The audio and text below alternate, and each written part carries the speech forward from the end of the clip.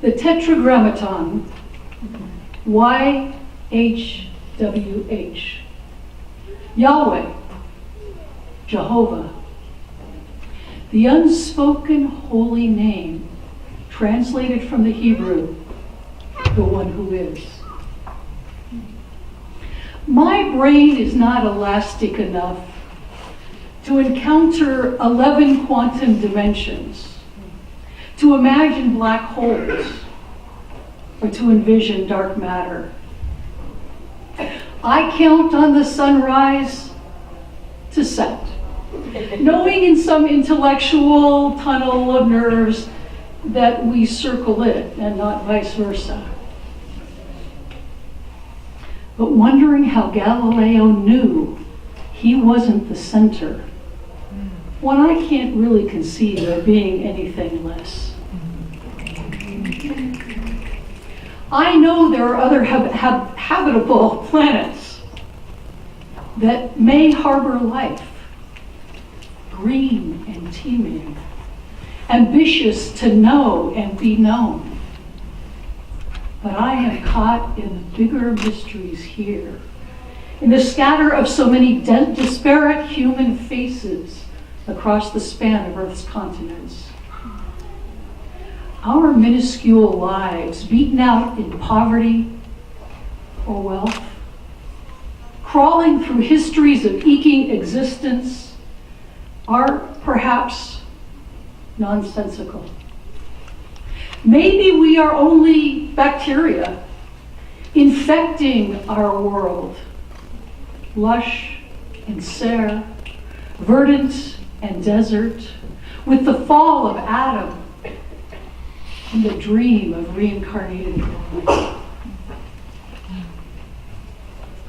How can we know what, if anything, to believe in the taunting weave of mythologies and magic that draw us somehow, nation by nation, culture by culture, tribe by tribe, to an ethic of kindness and holiness as right, however ungraspable. We are offended by the pain we cause one another, and so we name it bigger than our wants. It's out of love. It's for religion. It's for the best.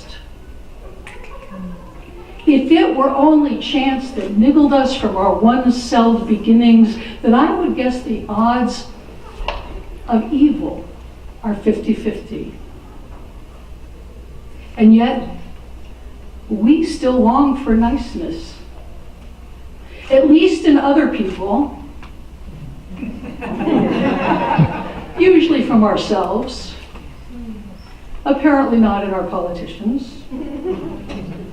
So I cannot but believe that we have the possibility, the potentiality to be better than we seem,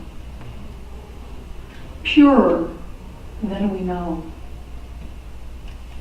That when we are lifted by cloud shadows on drifting water, when we are transformed by the music of wind through trees, when we are touched by the crease of laughter on an old woman's face, or warmed by a toddler's giggle,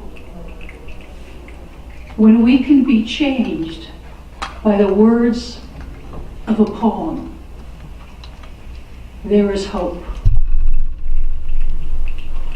That the crisscross hashes of whoever's counting, the cuneiform imprints in clay from holy mountaintops that demand our best, our truest, our most sanctified, sing to the spheres a pattern too mathematical, too precise to be anything less than intentional. So though I am too small to intuit a theology large enough, I keep losing myself in a leap so vast that it can neither be named or spoken. And yet, it is.